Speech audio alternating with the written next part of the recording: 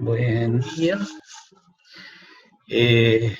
Vamos a comenzar con esta tercera presentación que me ha tocado en este congreso, que es la modernidad de lo clásico, el futuro es la prevención. Déjenme compartir la pantalla.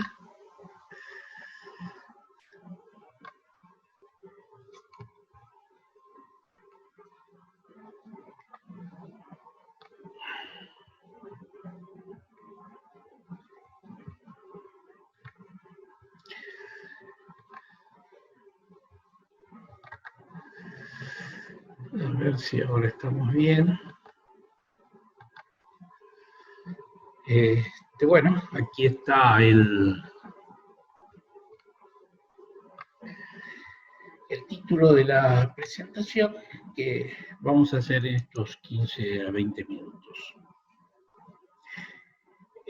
Todos sabemos, voy a tomar un ejemplo de mortalidad materna para desarrollar la idea sobre cómo debemos mudar las actividades o los entrenamientos de la gente y las actividades de la gente más allá de la prevención primaria y promoción de la salud que al quinto nivel de prevención, y para eso voy a tomar el ejemplo de la hemorragia, una de las causas más importantes de muerte materna. Todos sabemos que en el mundo mueren alrededor de 800 mujeres por día, pero no solamente que mueren esa cantidad, sobre todo en el mundo subdesarrollado, sino que 20, por cada mujer que muere, 20 padecen de una morbilidad grave. Y entre las causas, que hay múltiples, la hemorragia y los trastornos hipertensivos, de las causas directas de mortalidad materna, siempre se están peleando el primer puesto. Yo en este caso voy a tomar el ejemplo de la hemorragia para desarrollar el tema y dar la idea de cómo tenemos que ir hacia la prevención, o sea que el futuro de nuestra actividad es la prevención.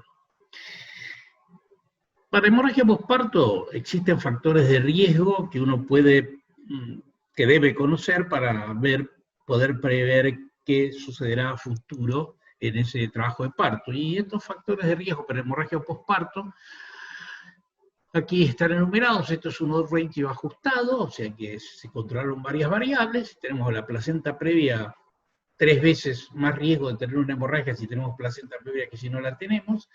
A la abrupto placenta 12 veces más riesgo, la cesárea de emergencia 3 veces y media, 3 veces con 6 más riesgo, la cesárea electiva que está más abajo, 2,4 veces más riesgo de tener una hemorragia posparto, y bueno, está ahí algunas coagulopatías por falta de agregación plaquetaria, etc. Pero quiero que miren sobre todo placenta previa y las dos cesáreas, la de emergencia y la electiva, porque son actividades que nosotros podemos trabajar. El abrupto también, pero más en este tema. Pero pues, es decir, que nosotros si ya sabemos que tenemos una placenta previa, o si ya tenemos que tenemos esa cesárea previa, tenemos que estar previstos a que se nos puede presentar una hemorragia.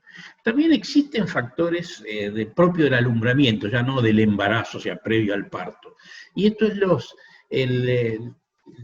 un grupo de mujeres sin factores de riesgo previos al alumbramiento, sin embarazos normales, que son la inmensa mayoría de las pacientes, como ustedes, sí, pacientes porque sangran, pero digamos serían de las embarazadas, y el riesgo de tener hemorragia posparto se incrementa de acuerdo a la duración del alumbramiento. Es por esto que salió a la luz, y con buen criterio, lo del manejo activo del tercer periodo, donde se administraba la oxitocina, se traccionaba el cordón, la oxitocina se administraba ni bien se esterilizaba el hombro fetal, con lo cual disminuían el riesgo de sangrado, y lo cual es cierto. Pero al hacer esa maniobra se olvidaban acá ven todos los efectos beneficiosos sobre la hemorragia, y sobre la hemoglobina de la madre, o sea, previene la anemia, disminuye la hemorragia, etc., con algunos efectos indeseables, pero se olvidaban de que también que hay mayor riesgo de tener un hematocrito bajo en los recién nacidos, es decir, que nosotros al inyectar la oxitocina y acelerar el desprendimiento placentario, hacemos que pase menos sangre de la placenta al feto, que es su sangre, y por lo tanto es como si uno está perdiendo sangre por una herida y por lo tanto tiene una tendencia mayor a la anemia. Y fíjense lo que pasa en esos primeros minutos de acuerdo a qué momento se liga el cordón. En los primeros 60 segundos pasa una enorme cantidad de hierro de la placenta al feto, que es su sangre, ¿eh? que si no le permitimos estos 60 segundos, obviamente quedan secuestrados en la placenta y luego desperdiciados. Eso no solamente es en ese momento, sino que ustedes miren aquí, que aumenta el hematocrito con la ligadura tardía del cordón, o sea, esperando esos 60 segundos o dejando que el cordón deje de latir, aumenta el hematocrito del recién nacido, aumenta la concentración de ferritina, aumenta las reservas de hierro, y si miramos a los 2-6 meses hay una disminución significativa de un 50% de padecer anemia en la niñez. Si imaginemos este recién nacido que es una mujer, y nosotros ya de entrada estamos ligando precozmente el cordón y ayudando a que tenga, digamos, mayor anemia en su niñez. Si eso además se asocia después que es un hogar pobre que tiene alguna carencia, sigue con anemia en la pubertad y en la época, en la edad de la concepción, ya cuando es una adulta joven y se embaraza, ya enfrenta ese embarazo en malas condiciones. Es decir, que ya desde el nacimiento de una niña, uno puede estar haciendo una prevención primaria de las complicaciones que podría tener el sangrado, si es que lo tiene, cuando ella sea madre. Es decir, no es que vamos a prevenir el sangrado, pero sí las complicaciones, ya que al favorecer que no tenga anemia, la complicación de un sangrado va a ser mucho menor. ¿Qué está sucediendo en la obstetricia hoy en día? Hay un aumento inusitado de la cesárea, todos los conocemos, ese aumento inusitado de la cesárea trae un incremento brutal del acretismo placentario, una patología que es de una frecuencia relativamente, una frecuencia baja, se ha incrementado enormemente y el acretismo placentario trae consigo un mayor sangrado, ese mayor sangrado trae mayor intervencionismo, todas aquellas procedimientos que se realizan para evitar el sangrado y la muerte materna, que están muy bien, como los balones, la ligadura de Belich, y luego algunas veces cirugía de reparación de daño, etc. Eso hace que en los próximos embarazos, si es que esta mujer logra otro embarazo, directamente vaya a otra cesárea, entonces aumente la cesárea iterativa. Por lo tanto, el aumento de la cesárea lleva a un incremento del acretismo, lo que lleva a un mayor sangrado, lo que lleva a más intervenciones, y esas más intervenciones llevan a más cesáreas. O sea que es una espiral, una iatrogenia negativa, es una espiral iatrogénico que no se puede limitar, excepto que nosotros cortemos esa espiral. Ahora, esa espiral no se corta enseñándole a los obstetras, o enseñándole solamente a los obstetras las intervenciones para salvar la vida, ni hacer más cesárea porque seguimos en el círculo. Se corta enseñando y haciendo mucho énfasis en capacitar en la atención fisiológica del parto. Es decir, que la falta de capacitación en la atención fisiológica del parto es la que desencadena todos estos eventos desfavorables que terminan en un desenlace complicado de ese embarazo. Por lo tanto, creo que tenemos que repensar esto. ¿Dónde hacemos énfasis en la capacitación de la gente y cómo entonces colocamos la medicina preventiva en este lugar? Y ahí permítame repasarle que son los niveles de prevención primaria, secundaria y terciaria, con los 5 niveles clásicos de Levy y Clark. En la primaria tenemos la promoción de la salud, que es algo inespecífico, es decir, son consejos generales, la prevención específica, que es muy conocido en el caso de las vacunas, pero también existe en otras entidades, la la secundaria, que tiene los niveles 3 y 4 del Levi-Clark, que es el diagnóstico precoz y tratamiento oportuno, es decir, antes de que esto se complique, y la limitación del daño en el caso que se nos complique. Y por último, la terciaria, que es la rehabilitación y recuperación de esa patología. Vamos a tratar de aplicar esto en el campo que hoy nos está preocupando.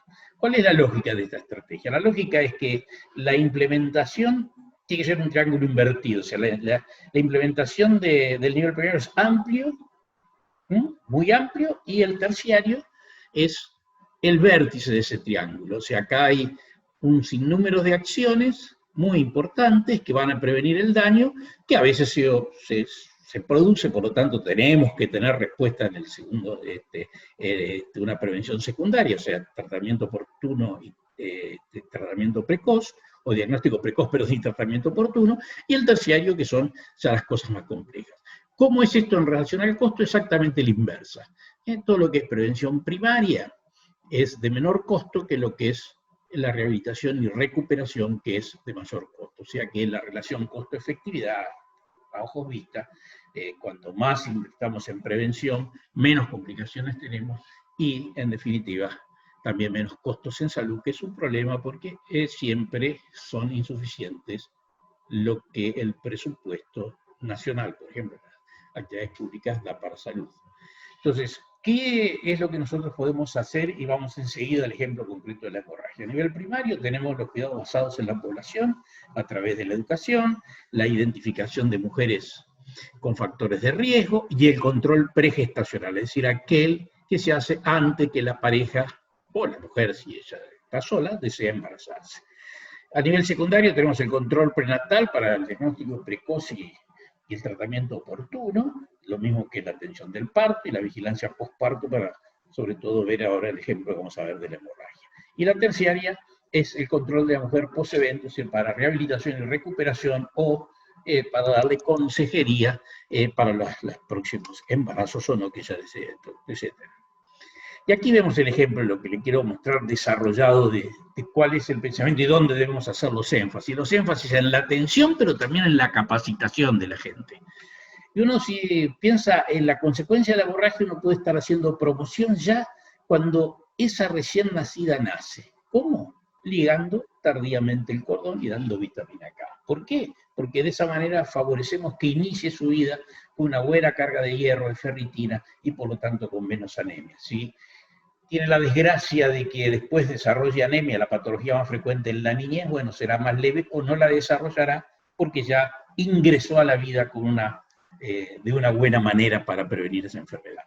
Cuando esta niña llega a la edad que quiere embarazarse, debería tener opción de una consulta preconcepcional, una visita, una consulta preconcepcional, donde se hace consejería fundamentalmente de nutrición, otras cosas más, por supuesto, como pesquisa de enfermedades de transmisión sexual, etcétera, pero estamos hablando del sangrado, o sea, acá sería bien que sepa qué cosas son importantes que ella ingiera, y en el caso de que tenga alguna sospecha de anemia, darle hierro y el ácido fólico, que además de para algún tipo de anemia, sirve para las complicaciones del tubo neural, o sea, las anomalías, la espina bífida, la anomalía del cierre del tubo neural. Durante el prenatal lo mismo, detectar el riesgo de sangrado con los factores de riesgo que ya vimos anteriormente, a ver si tiene alguno de ellos, detectar anemia para, en el caso de tenerla, tratarla, administrar hierro y ácido fólico. En el caso de atención del parto, que ya estamos al nivel 4 del Levi-Clark, es la limitación del daño, es la oxitocina de rutina, una vez que deje de latir el cordón, de nuevo, ligadura tardía del cordón umbilical, prevenir el trauma obstétrico, es decir, prevenir lesiones, desgarros, etcétera, que aumenten el sangrado, y no realizar episiotomía de rutina, es decir, si la episiotomía es necesaria, se hace, pero no de rutina, también para evitar pérdida de sangre.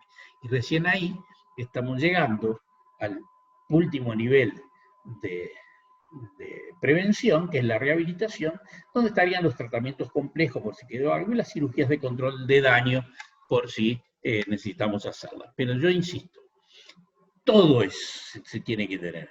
pero el énfasis tiene que ser, como es este triángulo acostado que está, de mayor capacitación, mayor tiempo, mayor capacidad en los niveles 1 y 2 de prevención, después el 3 y 4, y por último en las cirugías más complejas. No invertir la idea, y eso está sucediendo en muchos congresos, donde hay muchos congresos, entiendo que la patología, que la novedad llama la atención, pero no tenemos que olvidar lo clásico, que era la prevención de estas complicaciones.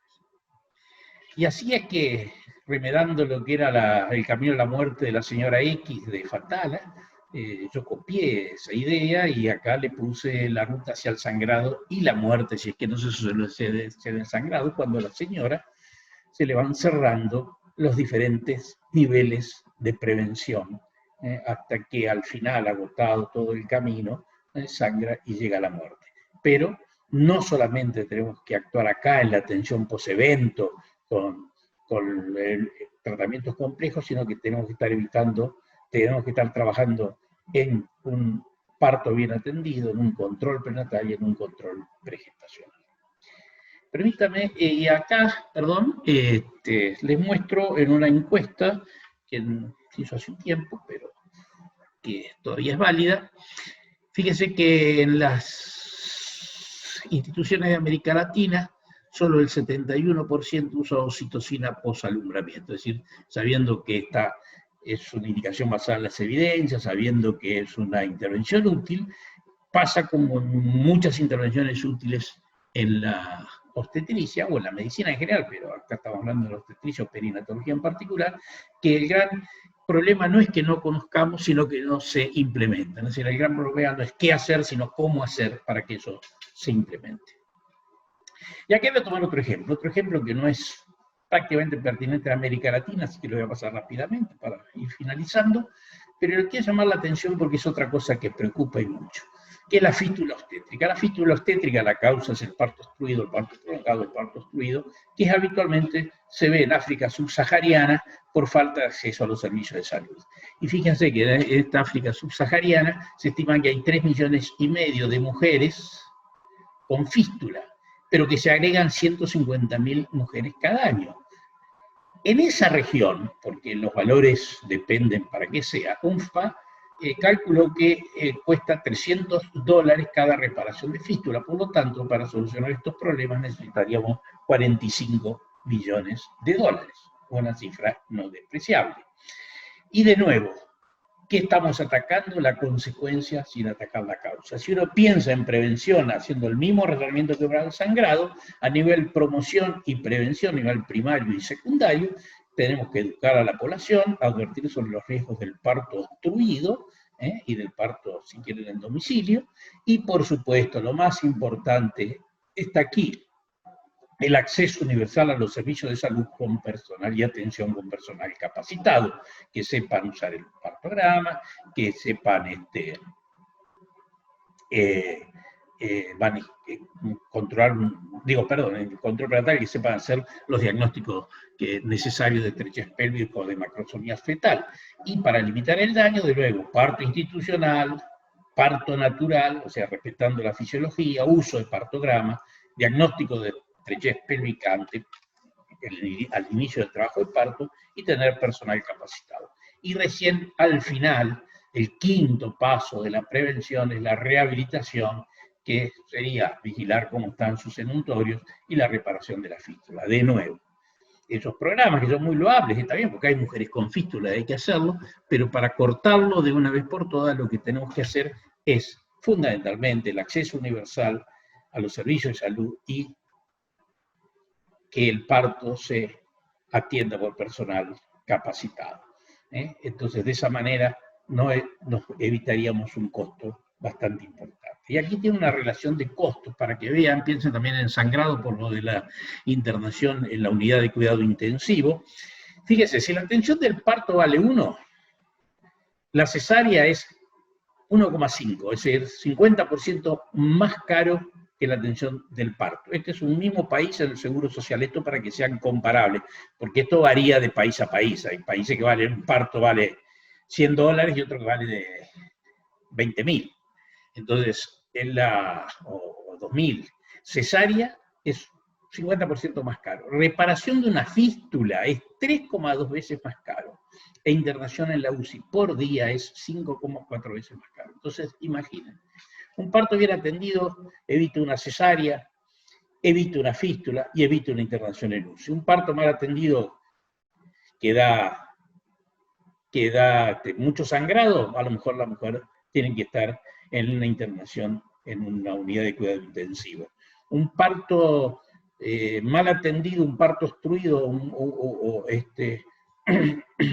da una fístula y eso, además del costo le agrega este otro costo. Es decir que, de nuevo, insisto, en estas cosas es mejor fijarse en la prevención primaria, en tratar de no atacar el daño, sino de prevenir el daño.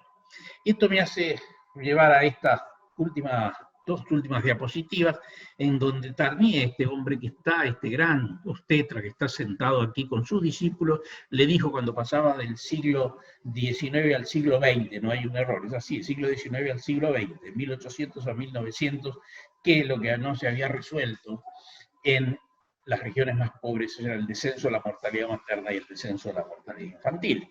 Y ahora ya hemos pasado 20 años del siglo XX al XXI y seguimos con algunos de estos problemas en las regiones más pobres.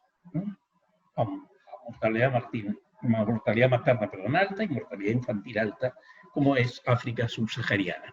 Por lo tanto, si nosotros no recordamos lo que se dijo, no recordamos el pasado, podemos llegar a esta frase tan dolorosa de George Santayana, un filósofo catalán que trabajó en Harvard en Estados Unidos y que dijo que aquellos que no recuerdan el pasado están condenados a repetirlo. Si nosotros no recordamos a nuestros maestros y los que ellos nos legaron, vamos a seguir repitiendo los mismos errores. Muchísimas gracias por su tiempo y, como es la última presentación, quiero agradecer la gentileza al doctor Uranga, un gran profesional y gran amigo, gran persona, lo conozco mucho tiempo, y a Orlando Forastieri, también por la invitación, un compatriota provinciano del oeste de la provincia de Buenos Aires. Muchísimas gracias y a las órdenes.